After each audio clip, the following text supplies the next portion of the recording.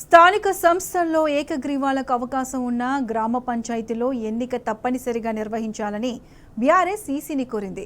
ఏకగ్రీవాలు చేసే గ్రామ పంచాయతీ ఎన్నికలో నోటాను ప్రత్యర్థిగా ఉంచి ఎన్నికలు నిర్వహించాలని ఈసీకి తెలిపినట్లు బీఆర్ఎస్ పార్టీ రాష్ట్ర ప్రధాన కార్యదర్శి సోమ భరత్ కుమార్ తెలిపారు. మెజారిటీ పార్టీలు నోటా ఉంచి ఎన్నికలు నిర్వహించాలనే అభిప్రాయాన్ని వ్యక్తం చేశాయని చెప్పారు. ఇండిపెండెంట్లో అభ్యర్థులుగా ఉన్న గ్రామాల్లో ఎన్నికలు పారదర్శకంగా నిర్వహించాలని భరత్ కుమార్ ఎన్నికల సంఘానికి విజ్ఞప్తి చేశారు. ఈ మీటింగ్లో ప్రధాన అంశంగా ఒక ప్రతిపాదన ఎలక్షన్ కమిషన్ వారు పొలిటికల్ పార్టీస్ ముందటికి తీసుకురావడం జరిగింది. ఇండిపెండెంట్గా యునానిమస్గా ఎలక్షన్ ఉన్న చోట కూడా ఎలక్షన్ జరిపి దాంట్లో కూడా నోటా ఆ బ్యాలెట్ పేపర్లో నోటా పేరు పెట్టొచ్చా లేదా మీ అభిప్రాయాలు చెప్పండి అనేది వచ్చింది.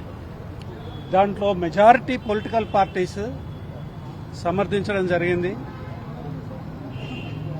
యునానిమస్ దాంట్లో కూడా బ్యాలెట్ పెట్టాలి, తర్వాత ఆ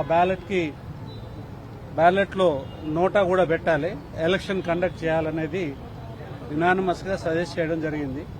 ఎలక్షన్ కమిషన్ దానికి యునానిమస్ కాదు, majority, almost majority except barring one or two parties మిగతా అందరూ కూడా దానికి సమర్థన తెలిపింది. బీఆర్ఎస్ పార్టీ కూడా ఈ కొత్త ఆలోచన ఏదైతే ఎలక్షన్ కమిషన్ చేసిందో దానికి మద్దతు ప్రకటించింది. అట్లాంటి దాంట్లో కూడా ఎలక్షన్ కాల్ఫర్ చేసి దాంట్లో నోటా అభ్యర్థిని పెట్టాలి, నోటాని ఒక అభ్యర్థిగా పెట్టాలా ఆ బ్యాలెట్ పేపర్లో.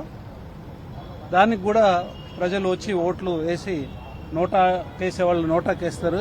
తర్వాత అభ్యర్థి యునానిమస్ అభ్యర్థి ఎవరైనా ఉంటే అతనికి వేసేవాళ్ళు అతనికి వేస్తారు. అది ప్రతిపాదన. ఎందుకనంటే డెమోక్రసీలో ప్రతి ఒక్కళ్ళకి యునానిమస్ దాంట్లో కూడా అభిప్రాయం అనేది యునానిమస్గా ఉండే అవకాశం లేకపోతే ఏదైనా బలప్రయోగమో లేకపోతే బెదిరింపులో ఆ రకంగా ఓటర్ యొక్క అభిప్రాయానికి విలువ లేకుండా పోకుండా ఉండేదానికోసం అనే ఉద్దేశంతో ఎలక్షన్ కమిషన్ ఈ ప్రతిపాదన తీసుకొని రావడం జరిగింది. దాని మీద మా అభిప్రాయాలు అడిగినప్పుడు ఇది ఒక ప్రోగ్రెసివ్ ఆలోచన కాబట్టి మేము కూడా వాటిని సమర్థించాం.